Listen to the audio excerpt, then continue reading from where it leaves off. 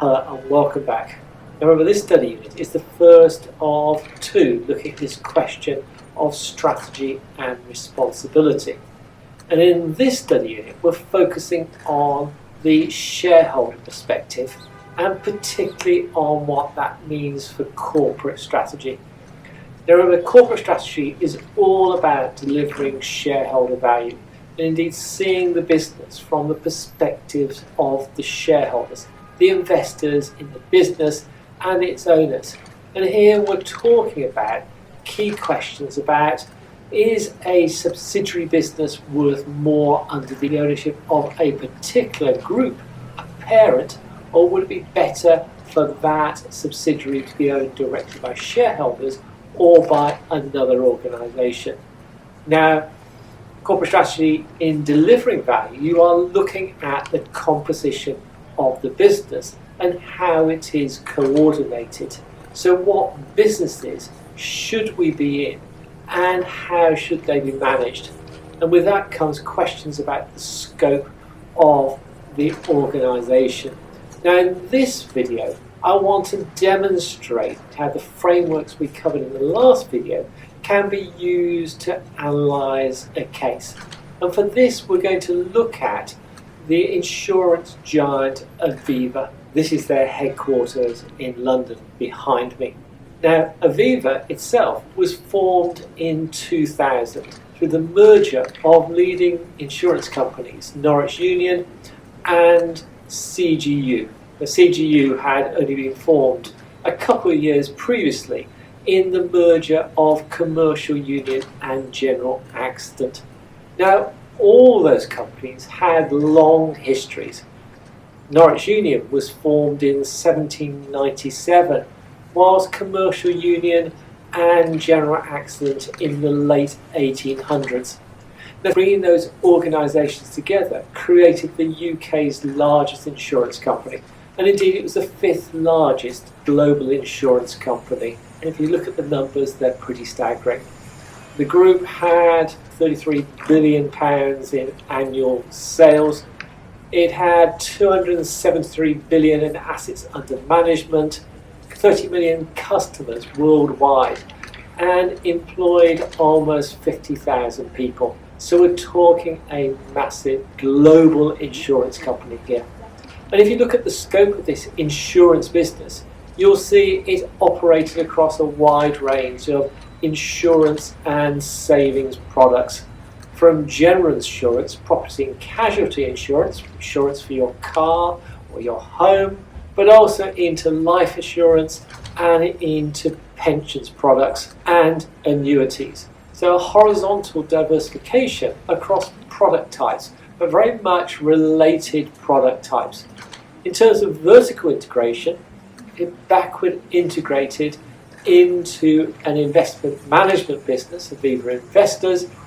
In terms of forward integration, much of Aviva's products were sold through intermediaries, whether through brokers in the general insurance market or through financial advisors in the life and pensions and annuity businesses. But Aviva had forward integrated. It owned a general insurance broker called Hillhouse Hammond that was actually based in Bristol and had set up Norwich Union Direct. So that is the scope of the Aviva Group in the early 2000s. Now in 2005, Aviva bought RAC, the Roadside Rescue and Vehicle Services Company, for 1.1 billion. It was the first major acquisition that Aviva did since its formation in 2000. And of course, bringing RAC into the Aviva Group increased the level of horizontal diversification. Now, RAC was not just a roadside rescue company.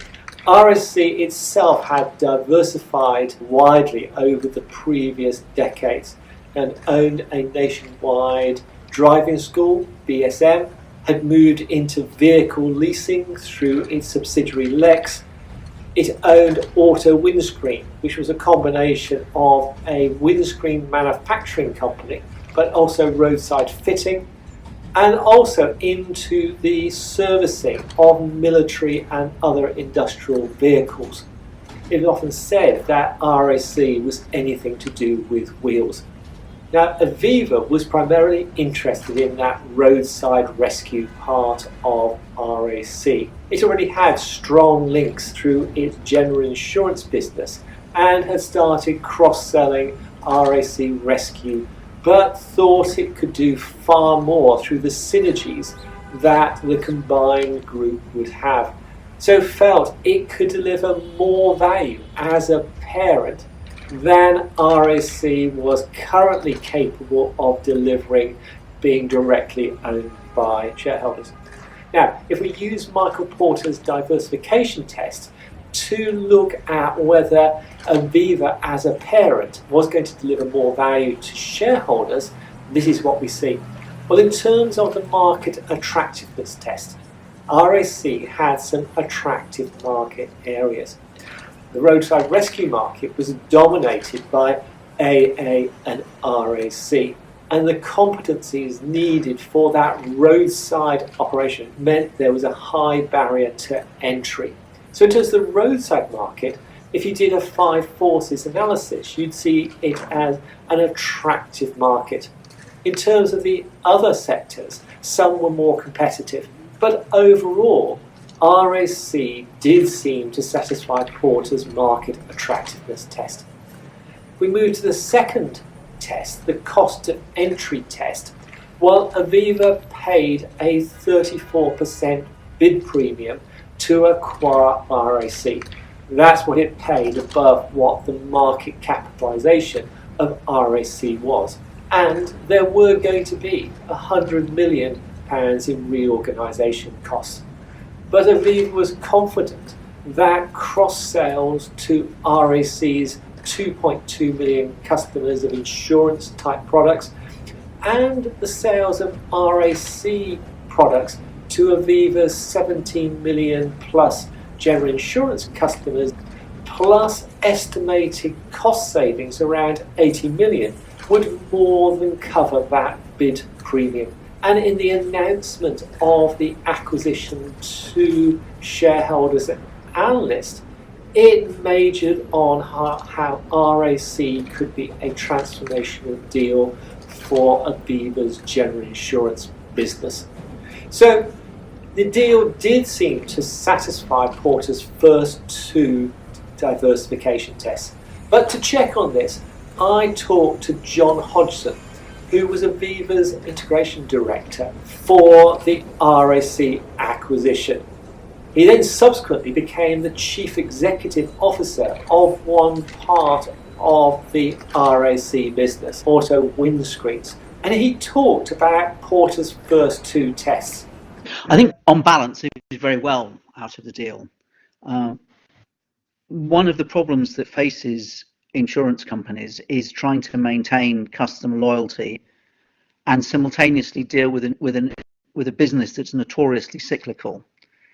So at a very high level, the acquisition of RAC offered two benefits. Firstly, the earnings from breakdown cover and breakdown delivery are much less cyclical than those coming from insurance. And secondly, by adding a service that the company knew was very much appreciated by customers, there was a hope that the customer loyalty and customer entanglement would increase. So with those two strategic directions in mind, the fact that the business was also profitable and there was strong belief that there was a strong synergistic model in terms of both increasing the number of insurance customers that would be available and in further cross-selling of the RAC service to Aviva's existing private motor insurance book. Certainly as an initial strategy, it looked extremely promising, and actually in many ways turned out to be the case. This was seen as the acquisition of roadside services. In fact, roadside services was only one part of the RAC's business. It had substantial other businesses which had varying levels of profitability, but the acquisition calculation was done on the basis that there was sufficient synergistic value in the acquisition of the roadside services businesses to essentially to make the deal worth it by itself, so that any benefit that could be achieved from the other businesses would be a bonus. So the deal did seem to meet Porter's first two diversification tests.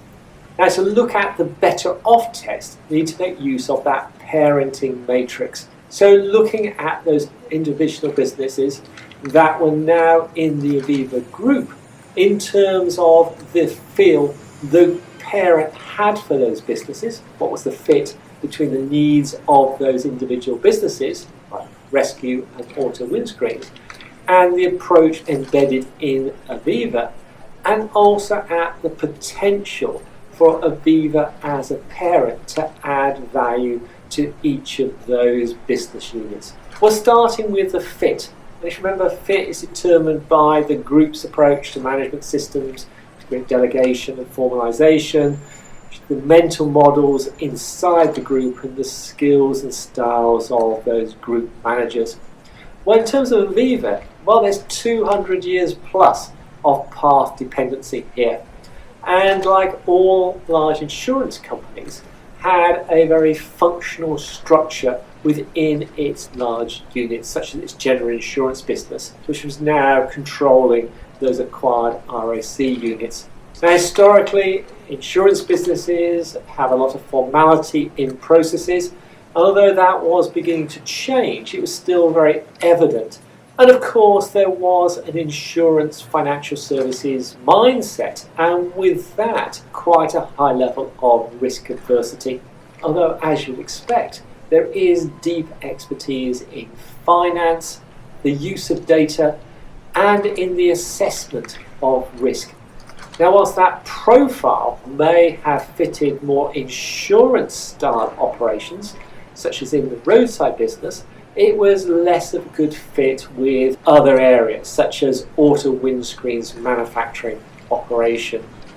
In terms of that other access, the potential for the parent to add value, well, to a degree, Aviva was looking at the flow of cash across the organisation.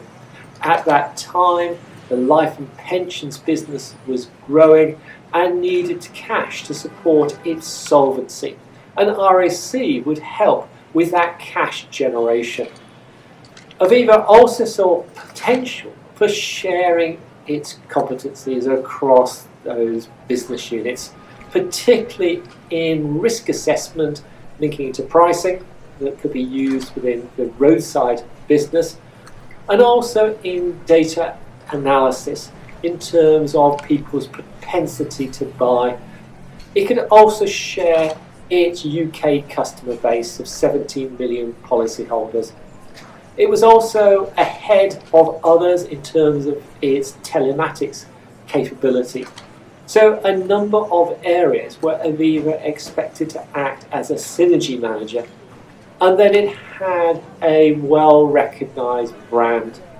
Now, if you use those dimensions to map individual business units across the new diversified group, this is what you see.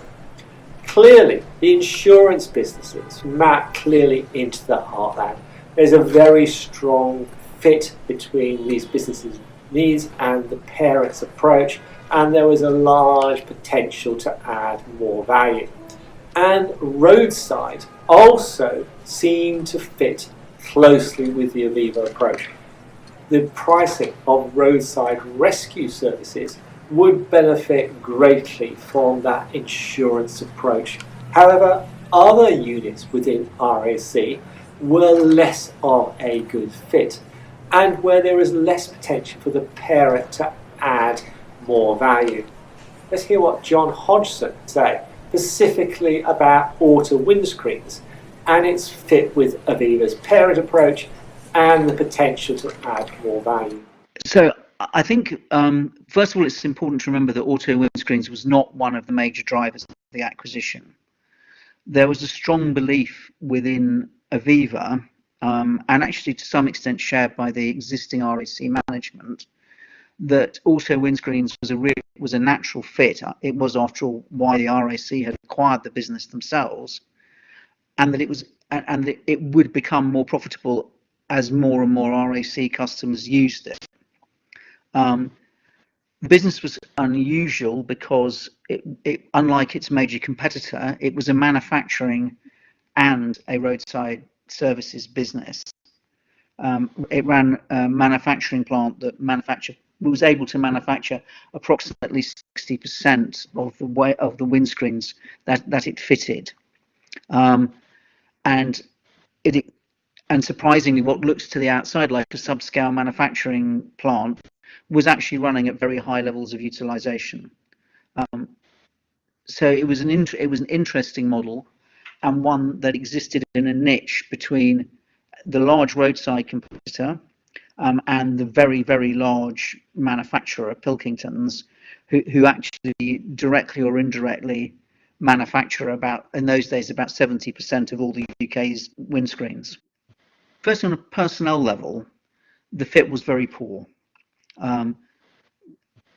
Auto windscreens was a much more like a classical logistics business, largely blue collar, heavily unionized, very reliant on the pride of the individual workman in his work, the side of the road fitting a windscreen, or going to someone's house and doing it. Much less able to be driven by a purely metric driven business, which insurance companies are much happier with, and generally an entire approach to business which was based around individuals being motivated to do a really good job by essentially foremen that they trusted, encountering an organization that is extremely steerable and driven almost entirely by numerical metrics. The two never really meshed particularly well. In terms of whether there was some good overlap, was in sales and marketing. It did help. It did help both the RAC and Auto Windscreens being able to market each other's products in terms of greater customer recognition, and that was particularly useful with customers because they had to, so that customers would accept essentially white labeled windscreens rather than manufacturers' original parts. So that was a benefit. The major disbenefit was that Aviva already accounted about 60% of Aviva's windscreen replacement business went through Auto Windscreens prior to the acquisition, and they in turn that accounted for about 40% of Auto Windscreens' total business. The other parts were accounted for largely by other insurers, and the major one, Direct Line, exercised its rights under a pre-existing contract and cancelled the contract with Auto Windscreens because it didn't want to supply what it regarded as profit to a direct competitor. It did destroy value, and actually, and I think it was interesting as its CEO explaining to people for whom it's probably fair to say the management of small-scale logistics was not really their day jobs, exactly why something that looks so similar to roadside rescue was actually completely different in terms of its actual operational and economic challenges. So it's seen these businesses were in alien territory, in some cases destroying shareholder value rather than adding shareholder value. As an interesting aside, one of Aviva's existing businesses, the Hill House Hammond broker business, was actually moving out of that heartland area. As the direct channel grew, Aviva, whilst having good feel for that business, had less potential to add value through its ownership of that business. So based on that analysis, Aviva sold a number of these business units. So having paid 1.1 billion for RAC, it sold the military vehicle services, auto windscreens, vehicle leasing, and the motoring school. In the process, raising £550 million, so half of what it paid for RAC. It also sold the Hill House Hammond brokers business, although would still distribute insurance products through that broker, leaving the parenting matrix looking like this. However, you wind forward 5 years and things were changing in Aviva and their approach to parenting the businesses within the group, such that Roadside was moving out of the heartland area. And having already added significant value through the application of insurance pricing and developing cross-sales, the potential for the group was declining. So Roadside was moving into alien territory. So a new UK chief executive decided the time was right to sell RAC. And the Roadside business was sold for $1 billion in 2011. Again, here is John Hodgson talking about those changes that had resulted in the sale of the RAC business and what the outcome was. It changed because Aviva decided it needed to apply a unified management methodology to all its businesses. And some of the methodologies in insurance companies are particularly strong in areas such as risk, lines of defence and control. And these models simply don't mesh with the way that you need to manage a roadside recovery business.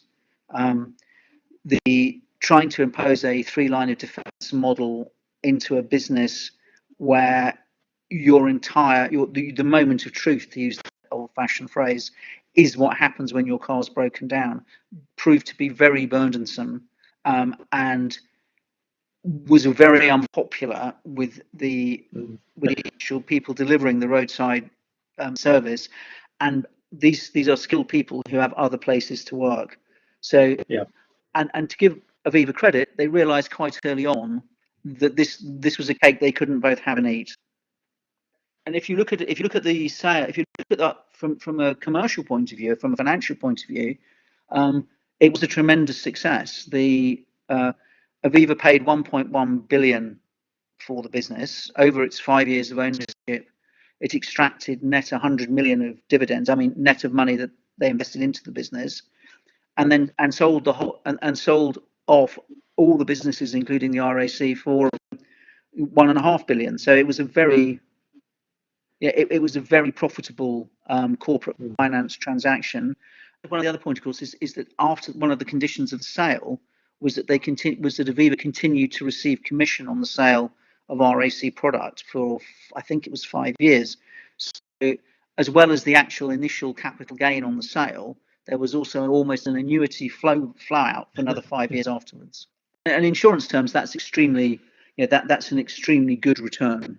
So overall, financially, a lot of value was created for shareholders.